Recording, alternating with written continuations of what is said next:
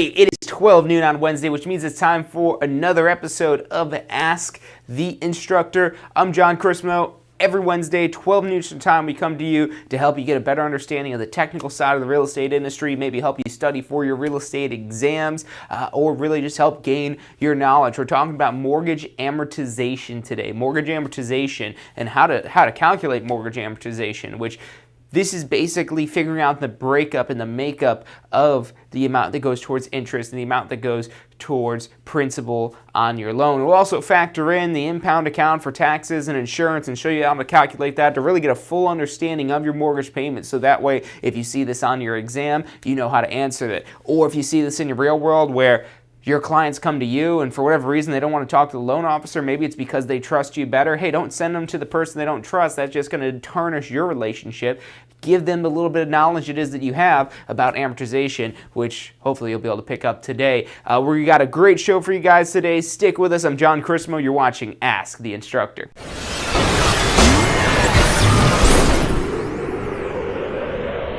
You are watching Ask the Instructor.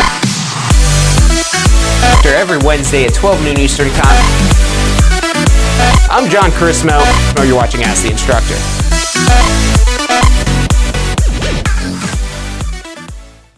Hey, it is 12 noon on Wednesday, which means it's time for Ask the Instructor. I'm John Chrismo, and on behalf of the Tampa School of Real Estate, we come to you live every single week, almost for a year now. We've got our special one-year anniversary show coming up next week, next Wednesday, so make sure you guys don't miss that. But what we've been doing for the past year, or almost the past year, is coming to you live every Wednesday at 12 noon Eastern Time to help you get a better understanding of the technical side of the real estate industry, whether that's like what we're going to be doing today, calculations and getting to understand numbers, and real estate is very much a numbers industry, and a lot of people get freaked out when they start seeing numbers or get worried that they're going to not understand these numbers, or they just shut down because they don't know the numbers, and that shouldn't be the case at all. They're just numbers. They're more trustworthy than anything else. So we've got a lot of episodes about dealing with the numbers. We've got episodes about planning for your business. We also got State of Real Estate. We've been coming up on 1 year for that as well, where we help mastermind and grow your real estate business. Now we've got a lot of videos, a year, that's 52 weeks, so and we've been doing these every week, so there's over 50 videos you'll be able to find all at tampaschool.com/success. Again, that URL is tampaschool.com/success. Make sure you write that down and check it out after the show. You've got all of our previous episodes of Ask the Instructor, as well as State of Real Estate, as well as a lot of articles, as well as interactive calculators like our business plan calculator, and all kinds of tools to help you plan for your success. So again, that website is tampaschool.com/success. SUCCESS, all lowercase in that.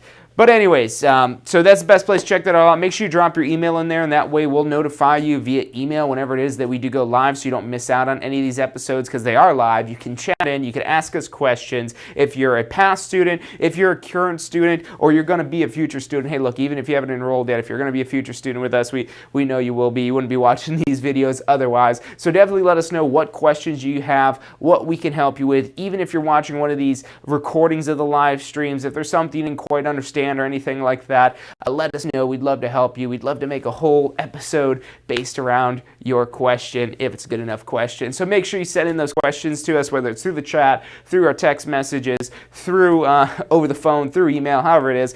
Get in contact with us. We'd love to help you guys out and get a better understanding of the real estate industry. Now let's get on to the topic of the day, which is mortgage amortization, or how to amortize a mortgage.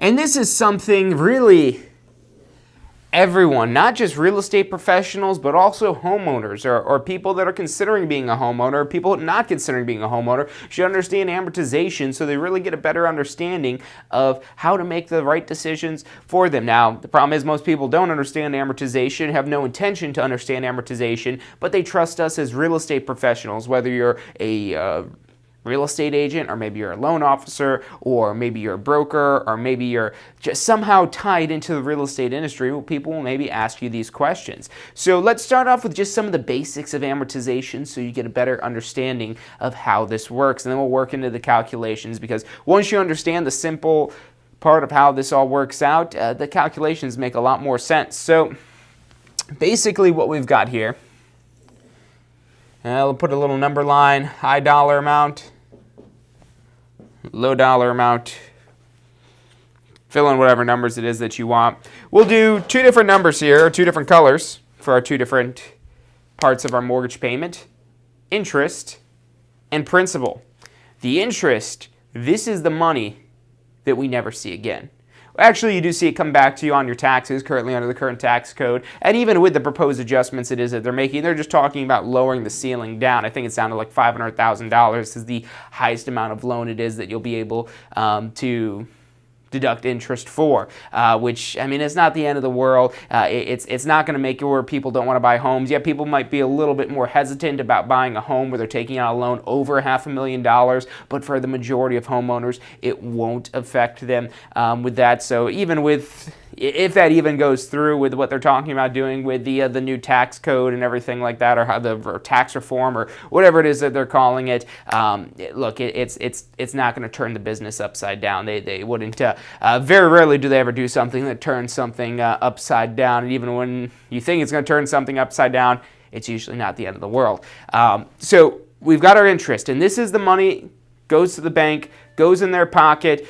We don't see that money again except for as a tax deduction as a homeowner. That's a great thing to know as well as a real estate professional, is that interest payment it is that you're making.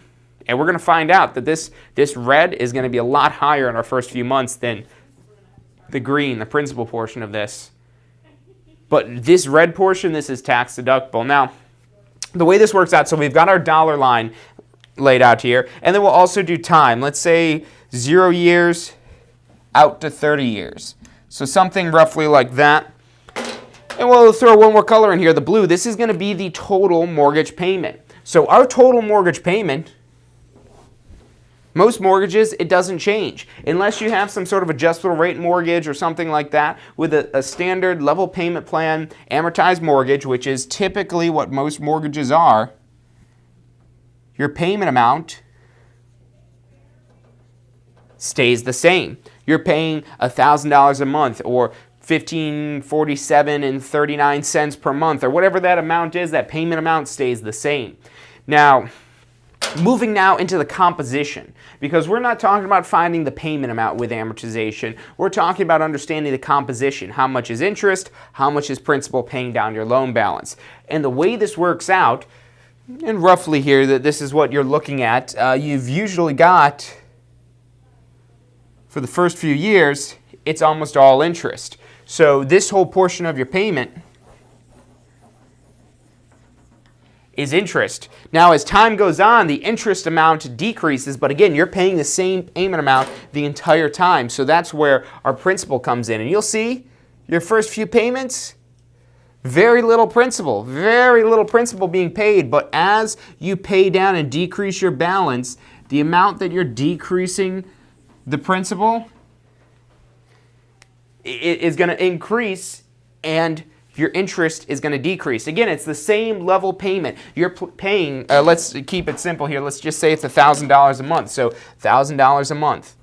15 years in, still $1,000 a month. 30 years, your last payment is still $1,000 a month.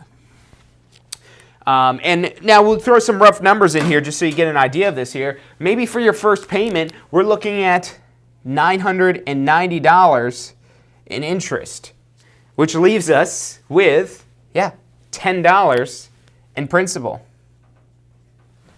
But now as time goes on, let's say we're about halfway through this year, at about 15 years in, and now at this point, our interest payment, let's say our interest is, let's roughly guess this here, we'll say it's about $600. And our principal payment is, let's say, about $400. So you see how that changes and grows, and when we do the calculations, it'll make a little bit more sense why. But as you go down and decrease, and now when you get down to close to 30 years, let's say on our final payment, we might have $10 of interest and $990 in principal being paid. So that's the way the interest works out. And what's happening and why this interest is decreasing is because your principal balance, your loan amount, the amount it is that the loan is issued for, is highest at the beginning of the loan. When that loan is first made, that's when the loan amount is the highest. But now that first payment, you're only decreasing it by $10, but it is a small decrease. So this becomes maybe $989, and this becomes $11. And the following month, maybe $987, and then it's maybe $13. So it's gradually getting the interest. The interest is really what's steering this and driving this factor, what's making this all what it is, because the interest is calculated based off of how much money you owe. So the faster it is that you decrease the amount it is that you owe, the lower the interest is going to be, the less dollar amount it is that you have in interest. The interest rate, assuming we've got a level payment plan fixed rate mortgage like we're talking about here, a very standard type of mortgage, with that rate staying the same and our principal amount decreasing, that's only going to mean that our interest is going to go down. And since we're paying the same amount, as our interest goes down, our principal amount is going to increase and increase and increase. And the more it's increasing, that's why you start to see this drastic slope really pulling us down a lot faster as we get close to that 30-year mark. Now, where the banks typically win is most people are going to sell their home right here in about 5 to 7 years after owning the home. They go sell it, they go take out a new mortgage. Or if you refinance, you've basically reset this down to zero now, where your principal is again very small, and so on and so forth.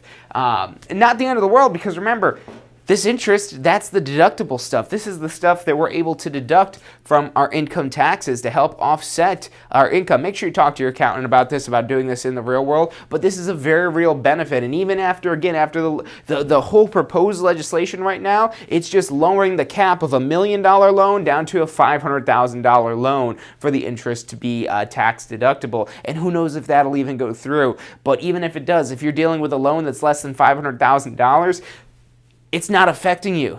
It's not affecting your deductibility for that as the way it looks like that might go through now, if that even does go through what they've proposed for right now. So don't worry about that. Don't worry about that changing the real estate industry. It'll have a very small, if any, effect, because the people taking out loans over $500,000, they're probably not doing it solely for the interest deduction. Yeah, it's a nice benefit, but you know, it's not the one key reason always and every time. So that's our amortization of generally how this works out. Now, when we're looking at this here, we're assuming that we're just looking at two things: the interest, which is what we've got here in red, and the principal, which is what we've got here in green. So those are the only two items. But now on top of that, you might have a few other items that are also being part of your mortgage payment, which are typically your property taxes and your hazard insurance on the home, the homeowner's insurance. So those will be added in on top of that. And that's what I want you to work out first, because that's actually going to be a little bit easier math than the amortization. The amortization by no means is difficult math, and this is something very likely to show up on your real estate exams. So if you're watching these videos to study for your exams, this is a really good topic that you want to know, because it's very, very, very, if not almost guaranteed, very likely to be on your exams for mortgage amortization. So definitely a hot topic that likes to get asked about, and it might even complicate it further like we're about to do here, where we're going to be dealing with the property taxes and also insurance and how that factors in as part of an impound account. It's really not that difficult. It's really not that tricky. But before we do any of that, we're going to take a commercial break, so stick with us.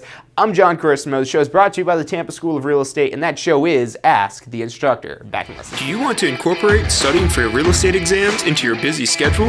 Now you can review the key topics you need to know to pass your class and state exams with our MP3 audio review.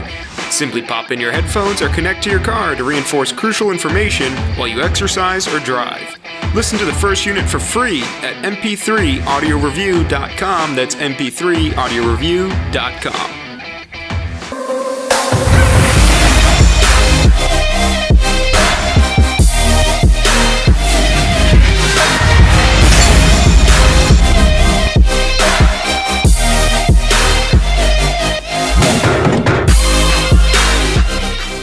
Does your current career allow for unlimited income potential?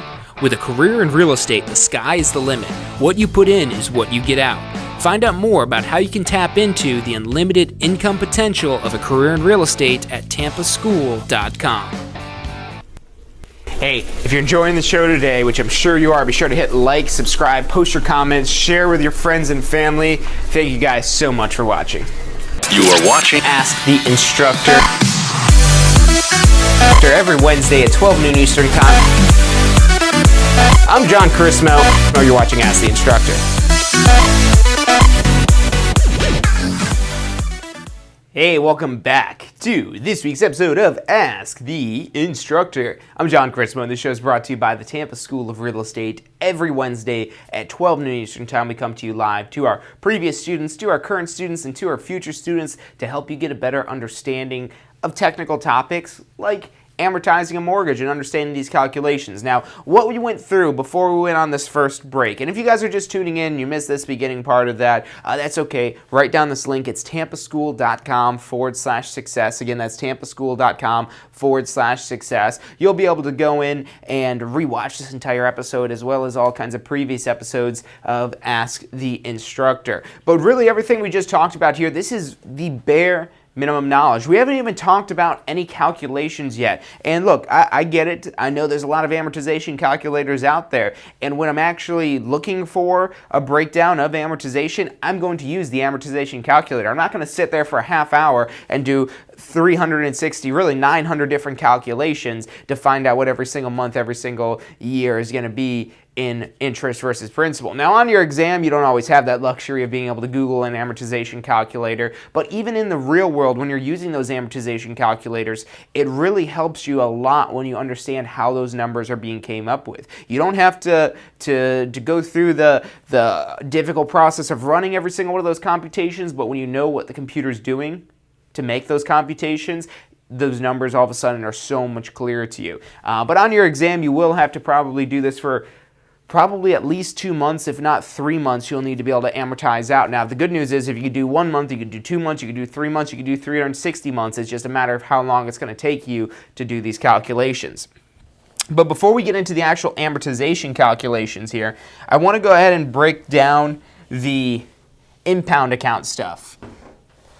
So when we're talking about the taxes and insurance that are also being paid as part of the mortgage payments, what that actually looks like and how that factors into this calculation. Because with amortization, you're only going to be dealing with, or you only need to be dealing with, you only should be dealing with just the principal and interest. You shouldn't be dealing with anything else when you're doing amortization calculations. So what that means is if there is an impound account where taxes and insurance are being charged on top of that, you need to take that out and work with that separately. So how are property taxes charged? Property taxes are charged on an annual basis. Let's say that our property taxes are $1,200 a year.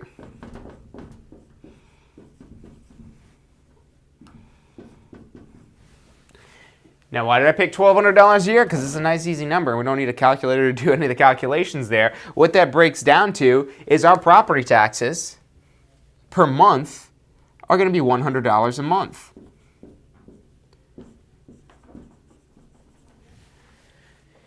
So in case your question or your real world scenario that you're dealing with includes, your mortgage payment is including the property taxes, it's very simple to extract that information. You're just going to take whatever the annual rate of property taxes are, in this case $1,200, divide that by 12, and that's going to yield what your monthly rate is, $100 a month. And now this just gets added on top of whatever your principal and interest payment is. You'd have your principal and interest plus the $100 a month for property taxes, but if you're making you do property taxes and in a pound count, they're also probably making you do hazard insurance, the homeowner's insurance. And let's say that our insurance premiums are, they might give this to you per 6-month basis. That's typically how these are quoted in the real world, why they choose 6 months instead of just a year. Who knows? Sometimes they're quoted in a year. You just got to pay attention to what it says per year, per month, or whatever it is. Very easy to work with those when you know what it is that you're dealing with here. But let's say that these are $300 for 6 months. which means our year is $600. Because we just double that. 300 for 6 months is 600 for a year. And then we just, again, divide that out by 12, and that would give us insurance for $50 a month. So our additional items that would be added in as part of our mortgage payment would be our $100 a month for property taxes and our $50 a month for insurance. That's all the math is for that there. It's really nothing difficult, nothing complex. It's just a matter of taking the total annual bill of property taxes or insurance, and if there ever is anything else they're making you pay on top of that, it would basically be the same calculation, just taking that dollar amount for the annual rate, dividing it by 12, and you've got your monthly rate. And yes, if you're looking for shortcuts here, you could have took $300 and divided it by 6. That also would have done it as well. Usually when you see like this, the little slash here, that means you could divide. Or if you see where it says 300 per 6 months, per also means you could divide. Per is synonymous really for a division sign. So you could do that as well. 300 divided by 6 is still $50. So there's a lot of different ways to come up with the answer for this year. Just use whichever way makes the most sense for you. And the one tip I always give whenever you're practicing these math problems or anything like that is find one method that you like and then master that one method. Don't try to learn 27 different methods of how to solve a question because you won't remember a single one. But if you practice that same one method 27 times, you're going to have a hard time forgetting it. So focus on one type of method. Now, so this is our additional amounts. So let's say our payment is... let's say our mortgage payment is $1,350 a month.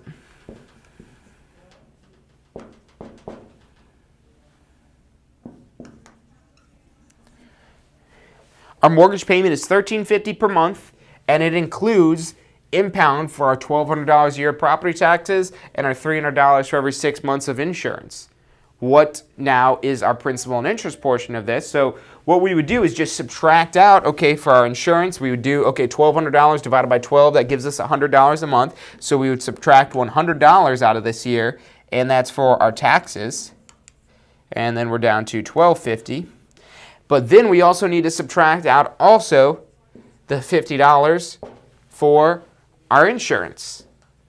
So if you're working with an amortization question, you always need to make sure that you take these out before you start dealing with any amortization stuff, because the taxes and the insurance does not get amortized. It does not get factored in the calculation. This is just extra money that they collect that sits in an escrow account into an impound account where it's set aside, and when property taxes have to be paid, there should be $1,200 in there to pay the property taxes. When the insurance has to be paid every 6 months, there should be $300 in there to pay the insurance. And the reason why lenders typically require taxes and insurance to be paid as part of the mortgage payment is because they want to make sure that the property doesn't get lost to a property tax auction.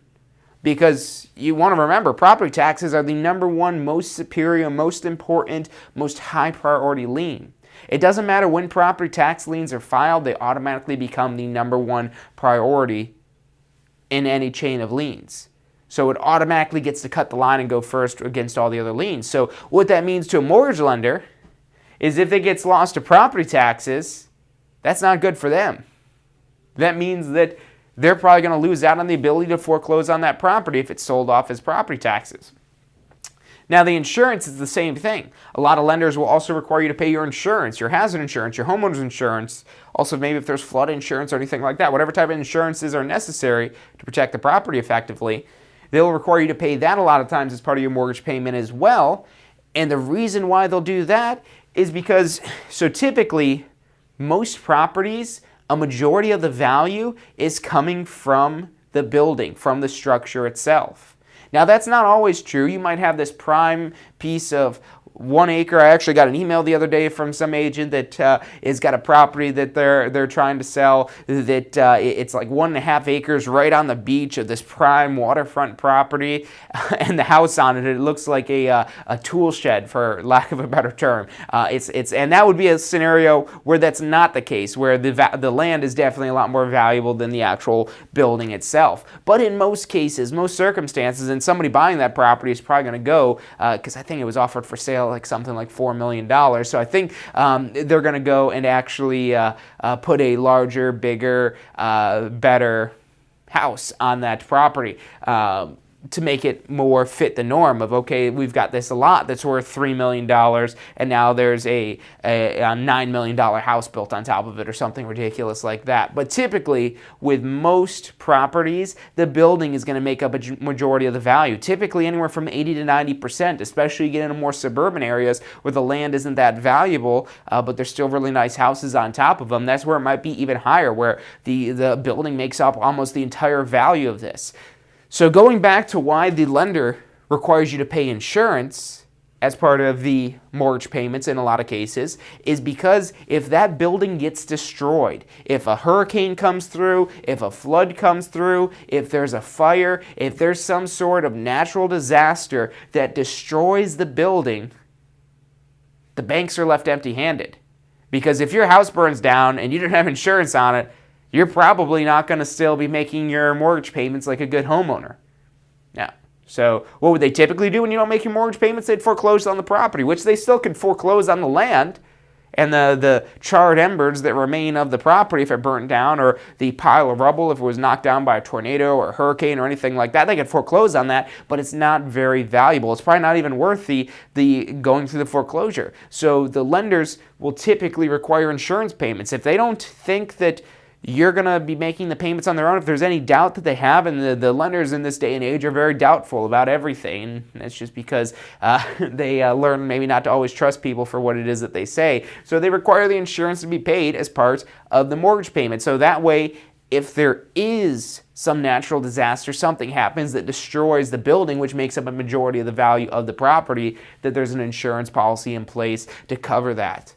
So that's why these items are typically paid, so the lender doesn't lose out on their interest due to this going to a property tax auction, or that they lose out on this because the property is destroyed due to some sort of natural disaster, whatever that may be.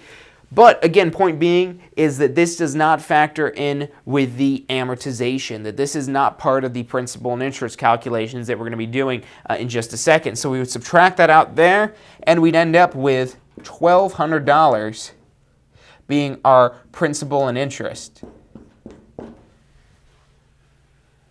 $1,200 representing our principal and interest. We started off with our $1,350 monthly payment. We took out the $100 a month for property taxes, which it would have gave to us as $1,200 a year. It took out the $300 for 6 months of insurance, which we figured out to be $50 a month, and that leaves us with $1,200, and that's the amount that we actually need to go through and amortize and break down and figure out, okay, this month this much is going to principal, this much is going to interest. So we're going to continue going deeper down the rabbit hole and working with this principal and interest here, this $1,200, and figuring out, okay, how much of that $1,200 is actually going towards interest, how much of it is going towards the principal, after we take this quick commercial break. So stick with us. I'm John Chrismo. You're watching Ask the Instructor. Do you want to incorporate studying for your real estate exams into your busy schedule? Now you can review the key topics you need to know to pass your class and state exams with our MP3 audio review. Simply pop in your headphones or connect to your car to reinforce crucial information while you exercise or drive. Listen to the first unit for free at mp3audioreview.com. That's mp3audioreview.com.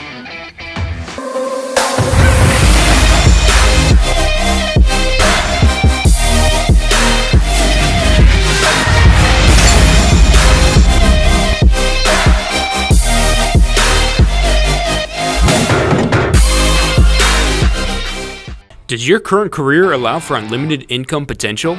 With a career in real estate, the sky is the limit. What you put in is what you get out. Find out more about how you can tap into the unlimited income potential of a career in real estate at tampaschool.com. Hey, if you're enjoying the show today, which I'm sure you are, be sure to hit like, subscribe, post your comments, share with your friends and family. Thank you guys so much for watching. You are watching Ask the Instructor.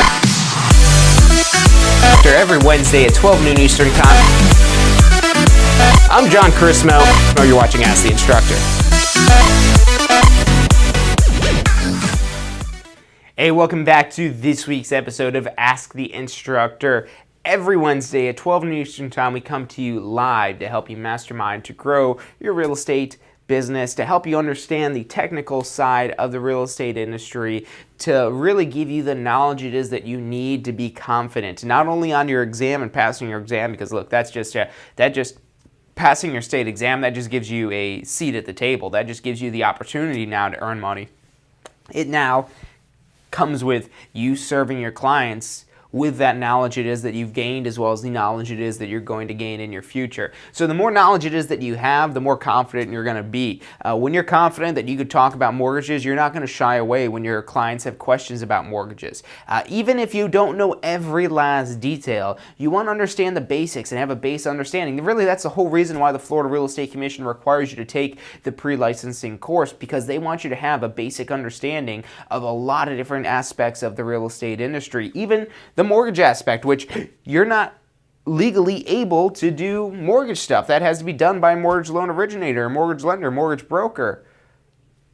But now, why do you have to know about that? Because you are the executive in the transaction. You're the one pulling the pieces together. The word brokering really means to bring together buyers and sellers. That's what you're doing in real estate. You're bringing together buyers and sellers.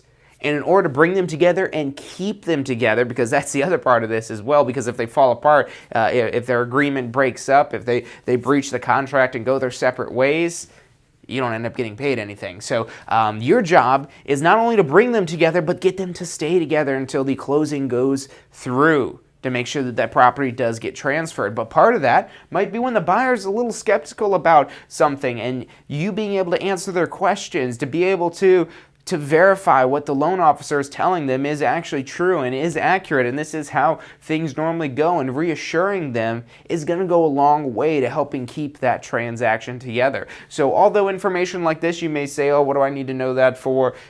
The more knowledge it is that you have, the more comfortable and confident you're going to be when your clients ask you questions, especially if it is something like this. And this is very likely to be something you're going to see on your exam, so at the very least, make sure you know it for that. But let's go ahead now and break down the amortization. So we've gone through and we just took out the amounts for our impound account, which is for our property taxes and our insurance.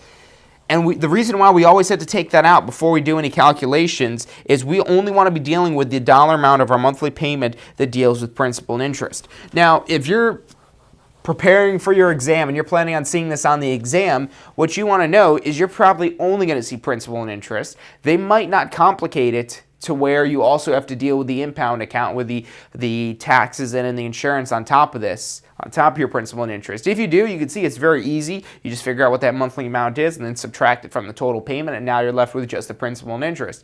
But probably your question is just going to start you off with the principal and interest. So our principal and interest portion of our payment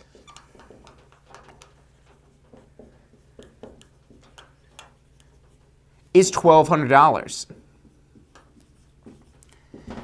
And now that's information that's going to be given to you in whole or in part, if you have to go through and break it down like we just did, in your question. So you've got your payment amount of $1,200. And now what you need to do is pull out two other items. These other two items are the APR, the annual percentage rate. Now, even if they just call this an interest rate, you want to remember it as an annual percentage rate. And that's going to be very important when we're solving our question, to remember that this is an annual percentage rate. And let's say in this case here, it's, let's say 5.5%. So we've got an APR of 5.5%. And now finally, we need our loan amount, what they might also call the principal. Principal and loan synonymous. They're the same thing basically. So your loan amount, let's say in this case is, let's say $250,000. So we've got a $250,000 loan, we've got an APR of 5.5%, and we have an interest, a principal and interest payment of $1,200. Now with these three pieces of information, we could find out what every single month, how much goes towards principal and how much goes towards interest. And the way we go about doing that, it's three steps mainly that we're going to be doing. Number one, we're going to be finding the interest. Now, I really love step one here because when I learned how to do this, I learned how to calculate basically any type of interest. Whether this is on a credit card bill, some sort of loan, or really any time interest is charged, It's basically the same calculation as what we do here, and there's one little key part of this puzzle that we add in that makes a lot more sense of this year. It really kind of has to do with this APR, remember, being an annual number. And once we've got that demystified, it's actually really easy to find out what the interest is. So we find the interest in a dollar amount. Because we already got the interest percentage, that's 5.5%. We need to now translate that to a dollar amount. And then what we do is find our principal payment.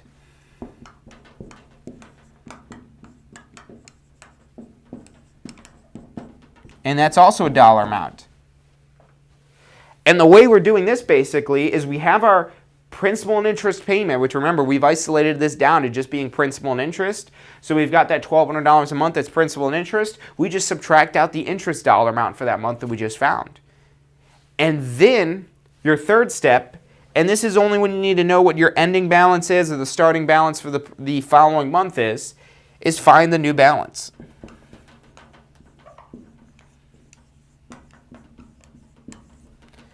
So those are our 3 steps to amortization. And yes, this does seem simple. And you might be saying, no, John, I remember doing this, and this is a lot harder than just those 3 steps. Not really. It's just these 3 steps. Now, yeah, we haven't plugged the numbers into this or done any of this stuff yet, but it's just these 3 steps it is that you have to remember. You have to remember how to find the interest, how to find the principal, which this one's, both of the steps 2 and 3 are really easy. Step 1 is really the most difficult one out of all of them here, and that one's not even that difficult. You're going to laugh when I'm saying this is the most difficult in here when you see this. But it's really good to kind of chunk this and break this up to the 3 parts of what it is that you're doing. Number 1, finding the interest. Number 2, finding the principal payment, how much we decreased our loan balance. And number 3, finding our new balance, our ending balance for this current month and our starting balance for the following month. And then if you need to go into another month, you're just starting all the way over from the beginning. You're just 1, 2, 3, 1, 2, 3, 1, 2, 3, 1, 2, 3 for as many months as it is that you need to do. On your exam, it's probably just 2 months. Maybe you have to go to 3 months. If you go to 1 month, you can figure out 2 months is 3 months and 4 months, 5 months, 12 months, 360 months. It just takes you a lot longer to do all these steps over and over again. But really, you just need to know what these steps are. So those are the 3 things. Let's start off with number 1, finding the interest. So in order to find the interest, we need these 2 pieces of information, the loan amount and our APR. When we have those 2 pieces of information, find the interest is actually super simple. So what we're going to do, I'll do this in blue here, is take our $250,000 loan balance,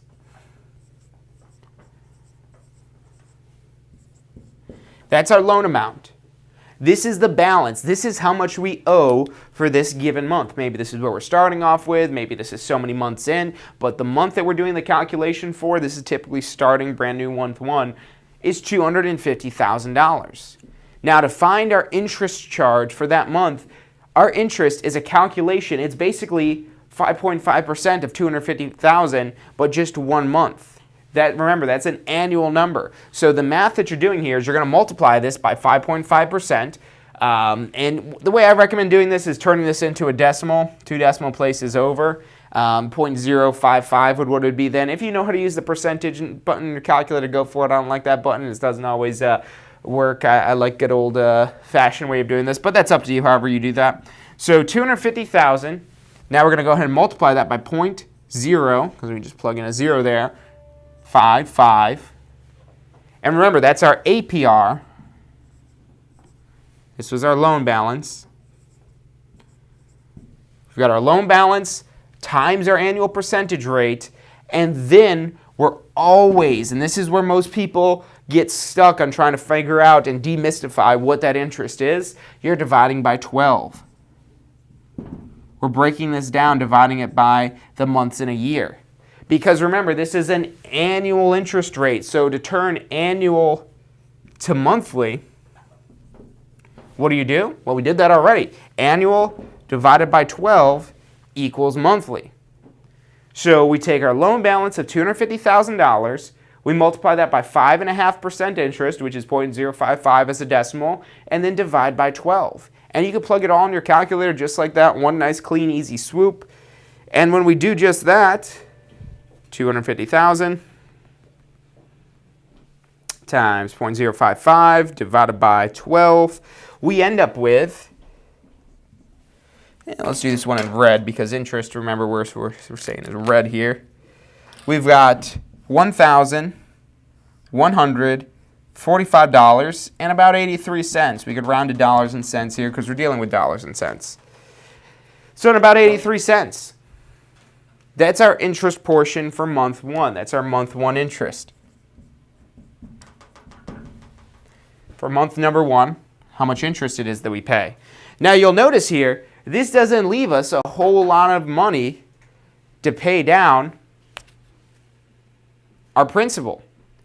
Because if you remember, our total payment was $1,200. We just paid almost $1,200 in interest. And that's how amortization works. So moving on to step 2, now because we just found the interest, that's what one is here. And now for exam questions, they could ask you really any one of these 3 pieces here. They could ask you what was the month 1 interest, the month 2 interest, the month 1 principal, the month 2 principal, or what is the ending balance after 2 months, or anything like that. So step 2, we're finding the principal, how much we've actually decreased our loan amount. Now, in order to do that, our payment, our principal plus interest is $1,200. $1,200 minus interest equals principal. Because remember, it's just 2 parts making up the $1,200, either principal or interest. We just found out what the interest portion is, so what's left over is our principal amount, how much we're going to be decreasing the loan amount. And that's what we're going to do in this next step here. We're going to take our $1,200 payment. We're going to subtract out now that interest number that we just had, the $11.45 and 83 cents. And that's going to give us our principal amount for month number 1. So $1,200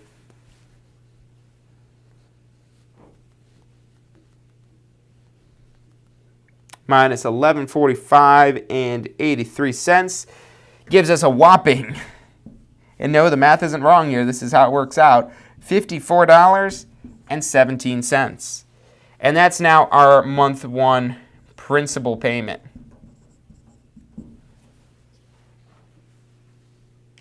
$54.17. So out of the $1,200 that we wrote the check for in that first month, or was withdrawn from our account, or however it goes about, the first $1,145.83 goes to the bank. The remaining $54.17 that we still have on there is what pays down our loan balance. And now for our third step, because we're not done yet, and really we're going to go out to 2 months here to find out, okay, what is this after 2 months? So now what we're going to do to find our new loan balance, well, we start with our starting balance. Our starting balance for the month was $250,000.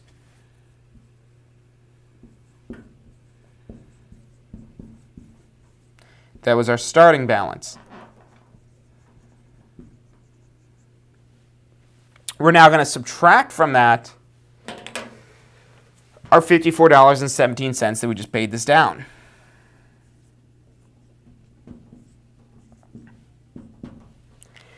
And that's going to equal our new balance for month 2, our ending balance for month 1, the new balance for month 2. So we're just going to punch in $250,000 minus $54.17, a very small chink in the armor here of that outstanding balance it is that we have. And then our new balance is going to be $249,945.83, and that's our new/ending balance.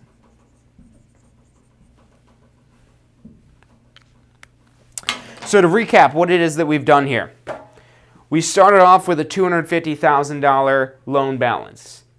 Now for month 1, we just went and calculated out, okay, how much is our interest first and foremost? We've got 5.5% interest. 0.055 is the decimal. We divide that by 12, and our month 1 interest is $1,145.83. We then subtract that interest payment from our principal and interest payment, the $1,200, so $1,200 minus $11.45 and 83 cents, and we get $54.17 being our principal payment. We now take our starting balance that we started off with, $250,000, and we're going to subtract how much we just paid down our principal balance, $54.17, and that's going to give us our new ending balance, our balance for the end of this month, really what's starting off month number 2, of $249,945.83. And that's how amortization works. Now, as this is going to go on and progress further, we're going to be decreasing this number more. This dollar amount is going to rise, and that dollar amount is going to decrease. So we're going to go through and do one more month of calculations in this same example, this same one we've been working with here, extending this out another month to see, okay, for month number 2, what's our interest payment, what's our principal payment, and what's our ending balance for month number 2. So stick with us. We're going to take a quick commercial break. We'll be back in less than 2 minutes to finish up this problem. I'm John Chrismo. You're watching Ask the Instructor. Do you want to incorporate studying for your real estate exams into your busy schedule? Now you can review the key topics you need to know to pass your class and state exams with our MP3 audio review. Simply pop in your headphones or connect to your car to reinforce crucial information while you exercise or drive. Listen to the first unit for free at mp3audioreview.com. That's mp3audioreview.com.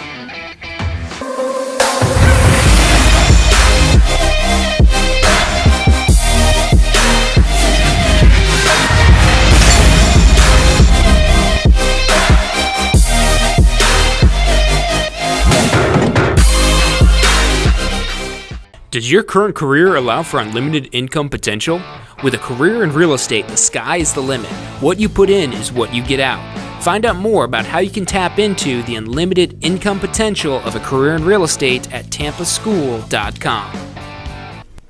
Hey, if you're enjoying the show today, which I'm sure you are, be sure to hit like, subscribe, post your comments, share with your friends and family. Thank you guys so much for watching. You are watching Ask the Instructor. Every Wednesday at 12 noon Eastern Time. I'm John Chrismo. You're watching Ask the Instructor.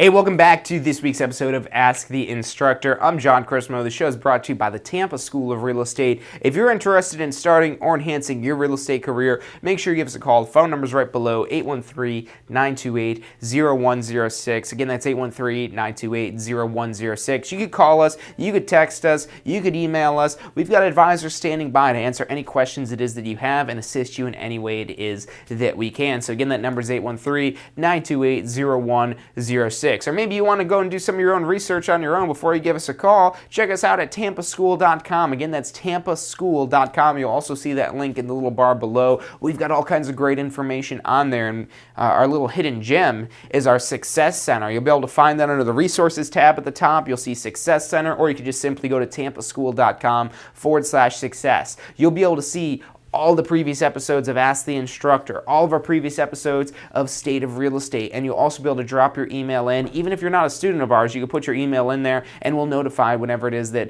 we go live to talk about these topics. It'll maybe help you prepare for your exam. That'll help you understand stuff a little bit better for the real world, to understand, okay, what's going on with mortgage amortization, so you can explain to your client. Now, why is it important? Let me stop right here and just recap kind of what we talked about at the beginning of the show. Why is amortizing a mortgage? Why is this math? That you'll probably never do this math in your real estate career. Or even if you do, you'll go Google an amortization calculator and it'll spit out all these numbers in the blink of an eye. So why do you want to know how these are calculated? Well, you want to understand the process of how this is being came up with here. And this number is a very important number to know for somebody who's entering into home ownership, because this dollar amount is tax deductible. If this is your primary residence, or even if this is investment property, almost always interest is going to be tax deductible. So this dollar amount, though, that big portion, that $1,200, how much of your rent can you deduct for your primary residence? Nothing. You can't deduct your rent.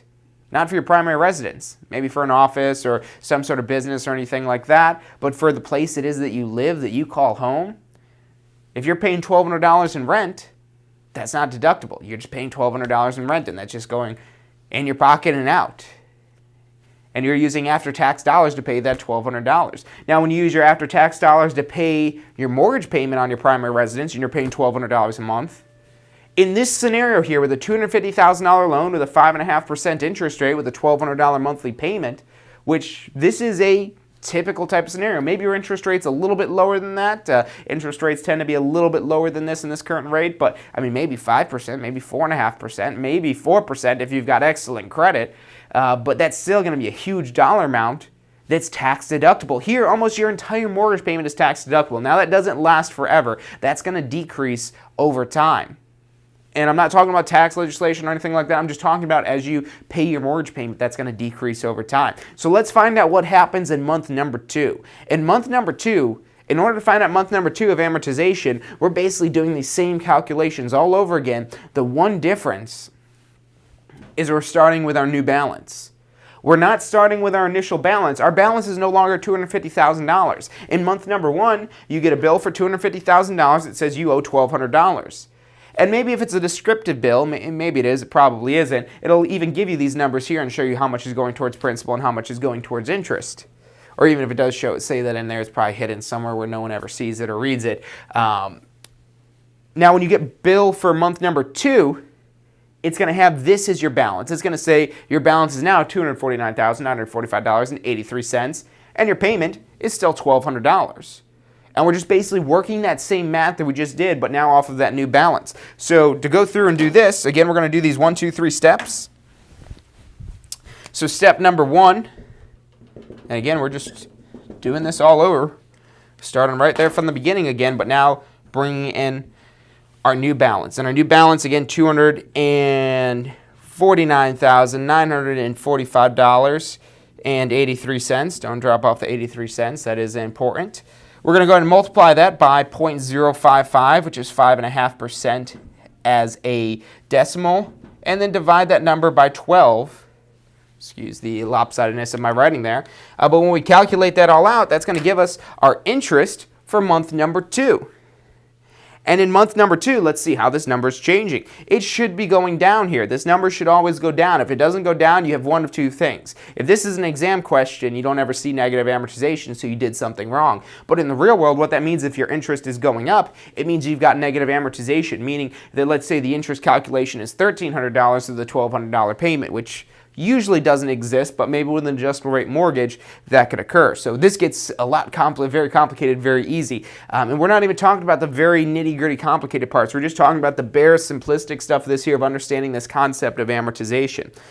So if we take this $249,945.83, multiply that by 5.5% interest, and divide that by 12, we end up with almost the same thing, but that decrease is still there. It's a very slight decrease, but it is still there. Even if it only goes down by this little of an amount, it should still be going down. And what our month 2 interest is $1,145. But like I said, the cents are also important as well. It's not 83 cents anymore. It's about 59 cents if we do some proper rounding there. So it did go down. It's not a significant decrease, but it did go down. So what that means, again, if we're trying to talk to our buyer, hey, you know that $1,200 you got to pay a month, a big portion of that's going to be tax deductible. This is how much is deductible the first month. This is how much deductible the second month. And again, you could Google amortization calculator in the real world. It's going to break you down this for the entire time, and you could say, okay, this is going to be this year how much you're paying in interest, and that's going to be tax deductible. This year, this is going to be how much you pay in interest, and that's also tax deductible, and so on and so forth. In the first few years, usually the time that most people live in their property of 5 to 7 years, it's probably not going to dip below $1,000 in interest it is that you're paying over the first 5 years in this scenario. I'm speculating here. Maybe it does. Maybe you get close to that, but it's probably not going to dip below $1,000 you're paying in interest. When you get, because this goes on, remember, for 30 years. When you get to 30 years, that's where this is going to flip around, and $54, that'll maybe be the interest, and the $1,145 will be the principal. So that's where it's going to go the other direction when you get close to 30 years out, but most people don't own their home for 30 years. On average, according to the National Association of Realtors, they're buying and selling their home on average every 5 to 7 years. So it might kind of seem like a bad thing that, oh, you're paying all this interest just to go buy another home and then be paying all that interest again. You're barely paying down your balance. Yeah, that kind of does suck, but it's tax deductible, so it really doesn't suck too bad, at least if you're making enough income for that deductibility to make sense. So let's now go into step number 2 and find out what our principal is. So just like we did in the first part of this here, we're going to take our payment amount, and remember, our payment amount does not change. It's still going to be $1,200. Still going to be $1,200, and now what we're going to do is bring down this $11.45. We're going to subtract out that same $11.45 and now 59 cents, and that's going to give us our month 2 principal. Our principal payment for month number 2 of $1,200 minus $11.45 and 59 cents gives us $54.41. So yes, again, it did still go up. So that would give us $54.41. So it checks out again. Our principal amount did go up. It wasn't a huge amount. It only went up by a few pennies. It went from 17 cents to 41 cents, but it still did go up. And our interest still did go down by that same amount. So remember, the interest is the driver of all this. You find out the interest first, and now what's left over is your actual principal payment. And let's just go ahead and finish this out, round this out with our very last step here of finding out what our new balance is for month number 2, our ending balance for month number 2. What we're going to do now, again, carry down that loan balance, that $249,945.83. That's what we started the month with. And now we subtract out what we just paid down for this current month, which was $54.41. So now with our handy-dandy calculator, taking $249,945.83 and subtracting out $54.41, we're going to end up with our month 2 ending balance, aka our month 3 starting balance of $249,891.42. So that's where we're ending out at month number 2 and starting month number 3. And that's amortization. It's basically just repeating that process. If you're able to do what we just did there, you can do that for 3 months, for 4 months, for 5 months, for 10 months, 12 months, or 360 months for a full 30-year mortgage. So that's the math that you're doing there. It's not complex math. It's really 3 core segments. Number 1, finding the interest, which you take whatever the current loan balance is. We started here, and then in month number 2, we had a slightly smaller loan balance. And in month number 3, it's a slightly smaller loan balance again. We take that loan balance, whatever the current balance is, multiply by the APR. Remember, that's an annual percentage rate. That's the thing that gets most often forgotten here, because if you don't divide that by 12, you're ending up with like $13,000. But that's the interest annually. We're breaking this down into monthly, so we divide that by 12, and we get $11.45.83. We then subtract that from whatever our mortgage payment was, and that gives us our principal payment, which is how much we decrease our loan balance that we started off with. We take that same balance we started with, subtract our payment, that gives us our new balance. And we did the whole same thing down here in a little bit more condensed manner because we're running out of space, but same exact steps that we just did. We're taking now that new balance, our current balance, again, multiplying by the same interest rate, dividing it by that same number of months in a year. That's not changing. That all holds constant. Really, the only thing that's going to be changing is what we're inputting in each one of these series of steps, is that balance, that starting balance. The outputs, what we're getting here, the principal and interest payments and our new balance that we're ending with, those are going to be different. But the only thing different that we're putting into this is what our new balance was, and that was our balance that we had paid off to based on the previous month. So that's amortization. Like I said, this is very likely to show up on your exam, probably at least about 2 months out. They might ask you for 3 months. You might have to go an additional month out like that there. But that's really it in a nutshell. You have to remember, in case you're dealing with taxes and insurance, remember, take that out of the equation so you're only dealing with principal and interest of $1,200. But that's mortgage amortization. And again, in the real world, this is helpful for you to understand, okay, how much the interest is and let your clients know how much is deductible. The calculators that are out there that could calculate this, they'll do it a lot faster than you. It's like in the blink of an eye, they figure out all this here, but it really helps for you to understand how it is that they're coming up with these numbers. In case you get that question from your client, because you're probably going to be pretty hesitant to show this to them when you say, oh, look, here's the calculations for amortization. Well, I don't understand this. How come we're paying so much for interest? And if you could quickly break down just even that first step, it'll make a little bit more sense to them. They'll be a little bit more understanding, okay, and then you talk to them about how that's tax deductible, and they're like, okay, well, sign me up for that. So this is very helpful to know. Financing is what makes the purchase of so many homes possible. Most people wouldn't be able to buy a home if it weren't for the mortgage financing that we have today. So it's a big part of the real estate sales process. And again, you being the executive overseeing everything in the transaction, you're there to have a basic understanding of everything that's going on, so that way you're able to keep the deal together.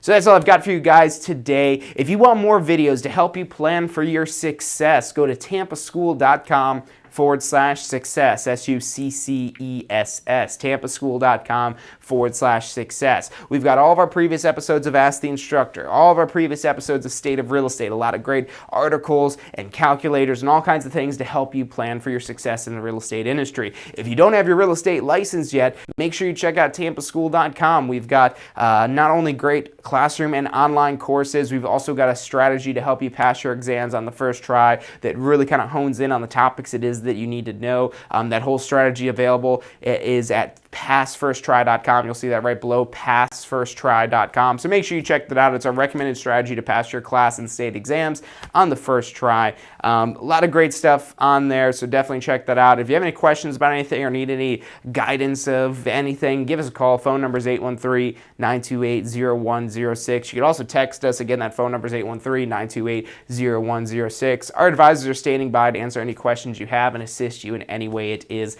that they can. So thank you guys for tuning in today. Make sure you subscribe so you don't miss any of the future episodes, and I will see you Friday for State of Real Estate. Do you want to incorporate studying for your real estate exams into your busy schedule? Now you can review the key topics you need to know to pass your class and state exams with our MP3 audio review. Simply pop in your headphones or connect to your car to reinforce crucial information while you exercise or drive. Listen to the first unit for free at mp3audioreview.com. That's mp3audioreview.com.